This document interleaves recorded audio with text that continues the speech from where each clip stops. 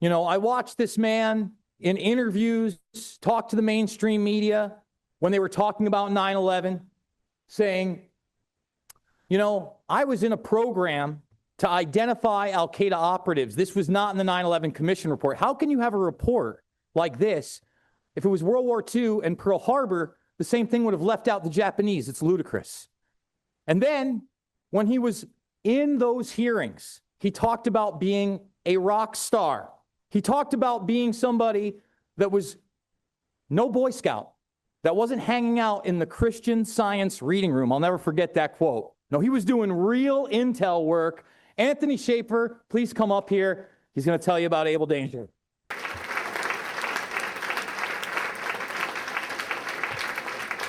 So I'm going to be way briefer than Kurt. I can't, it's tough to follow Kurt. I see Dana and my friend Crazy Dennis over there. Hey, Dennis. We're friends. I can say that. So Kurt laid out a very compelling framework for the issues we face as a community. I've come to this not as an activist, but as a witness, and an inadvertent witness too, I might add. When Kurt talks about me showing up, I was just told to go over and tell him what happened and tell the truth. That was my orders, like, oh, okay, it's pretty easy. And next thing you know, I'm an undisclosed source. And next thing you know, I'm being interviewed, and one thing led to another. So much of what Kurt talks about are people here, like me, who just want the truth. There's no other agenda. And I, as Jason was saying, I had a good job doing spy stuff. As a matter of fact, my Bond moment's still in the International Spy Museum. You can go over and see it. I had no desire to leave. So a couple things to frame my little speech. So does anyone know?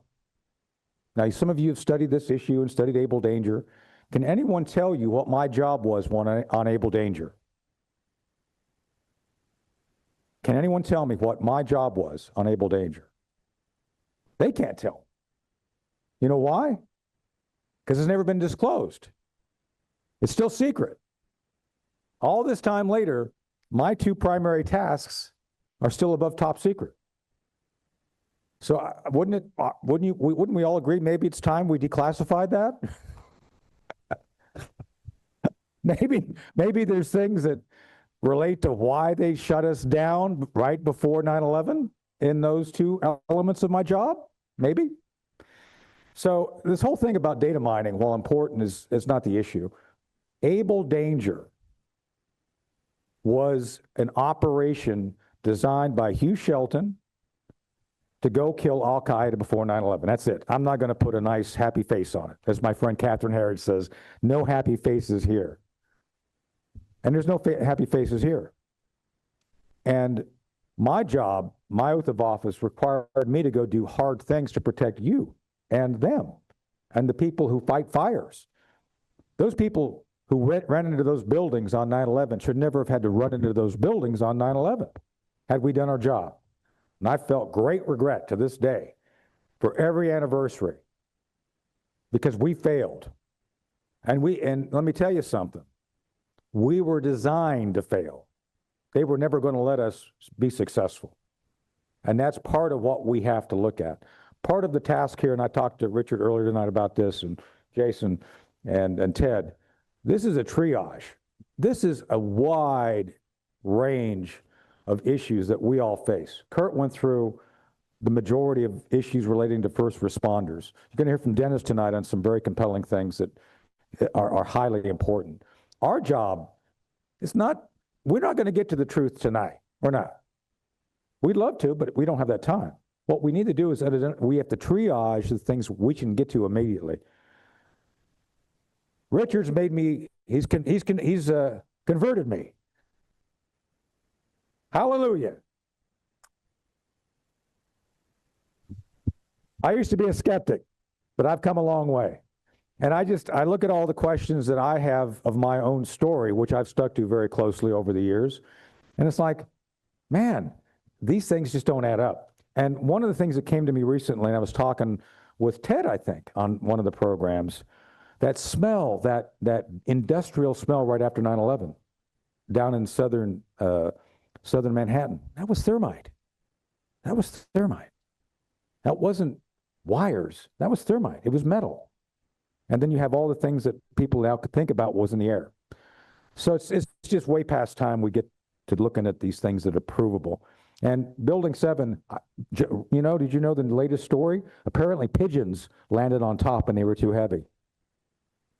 It's those pigeons. I'm telling you, they're like rats that fly. I'm telling you, it's true. So that's what we're faced with.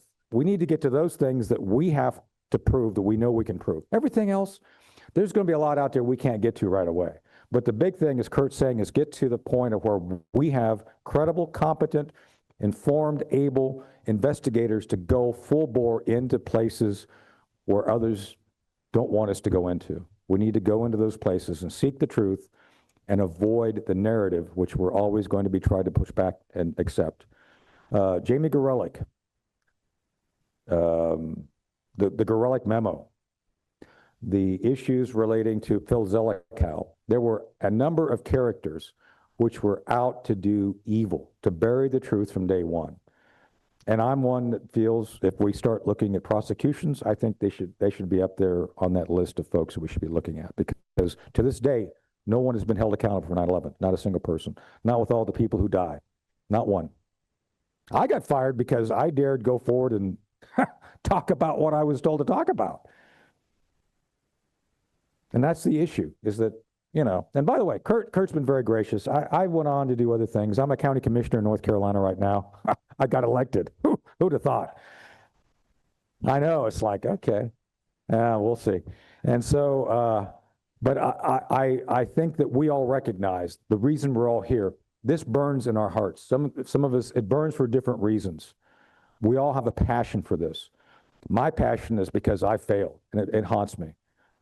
Every time I see the faces of the men who ran into that building, I recognize the failure that I was left with after working 2 years. We worked from 99 to 2000 on this project, on Able Danger. And I'm not going to go through, I don't have time to go through everything that was in the project. It wasn't about data mining. Data mining was a new technology which was being used for the first time. Data mining is common now.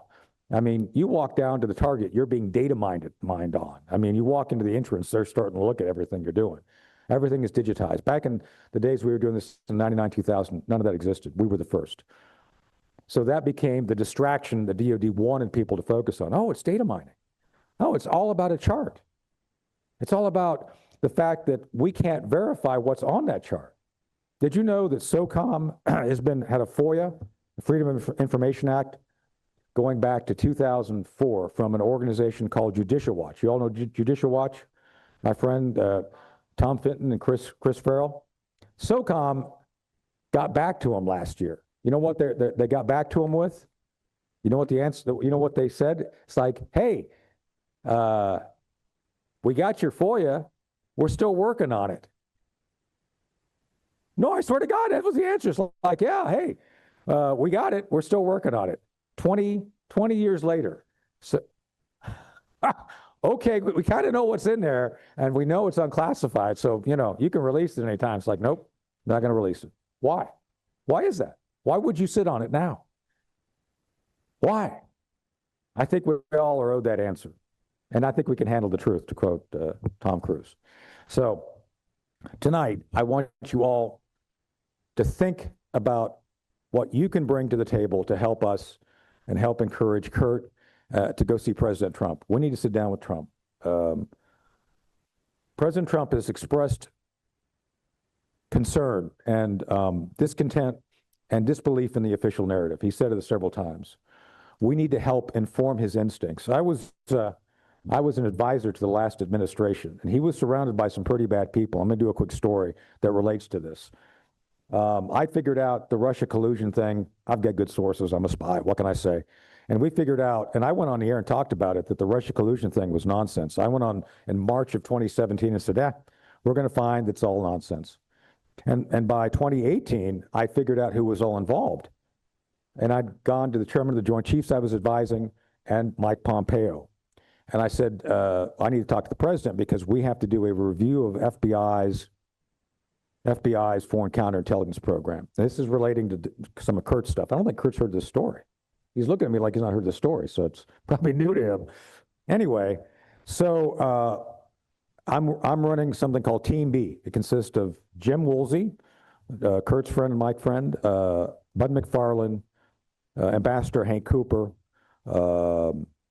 Dick Newton, a couple of other notable senior officers. And I'm just lieutenant colonel. I'm running these guys. It's like herding cats. It's kind of fun.